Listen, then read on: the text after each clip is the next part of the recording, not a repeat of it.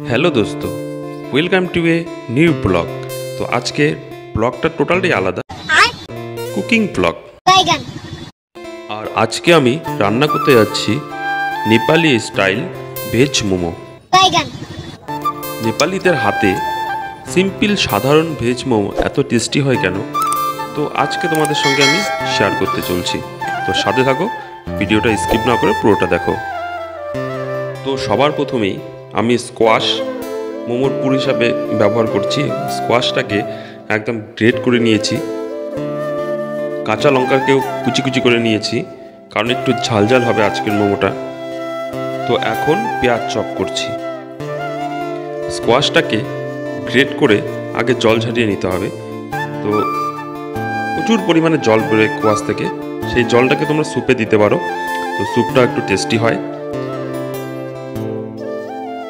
কাঁচা পেঁয়াজটাকে একদম কুচি কুচি কুচি কুচি করে নিতে হবে চপ করে।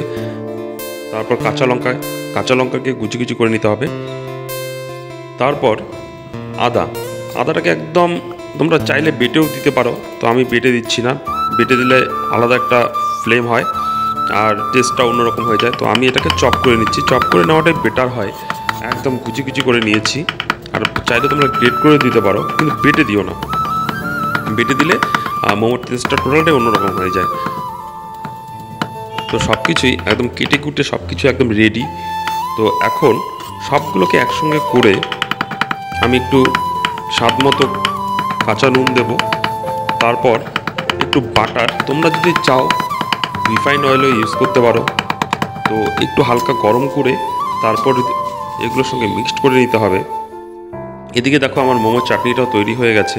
তো আমি সবগুলোকে মিক্সড করে কিছুক্ষণের জন্য রেখে দিয়েছিলাম, 1 ঘন্টা 3 ঢাকা দিয়ে রেখে দিয়েছিলাম। তারপর আমি ময়দা নিয়েছি, ময়দাটাকে হালকা হালকা করে জল দিতে হবে আর ময়াম করতে হবে, যাতে ময়ামটা ভালো হয়। আর তোমরা চাইলে ময়ামের আগে একটু রিফাইন্ড অয়েল দিতে পারো, আর তোমরা গরম জলও ইউজ করতে পারো, কিন্তু আমি গরম জলও ইউজ করছি না আর রিফাইন্ড অয়েলও ইউজ করছি না।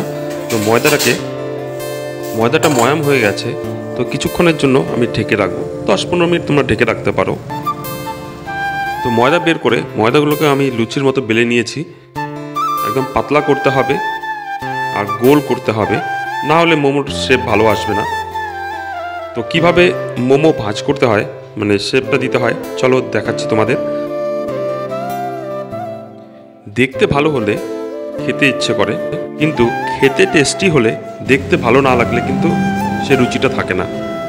মোমোর বিভিন্ন ধরনের শেপ হয়, বিভিন্ন ধরনের ডিজাইন হয়। তো আমি এই ডিজাইনটাই করছি, আর এরপরে গোলাপ ফুলের যে ডিজাইনটা হয় সেটাও করব। সাধারণত এই মোমোটাই দেখতে ভাল লাগে।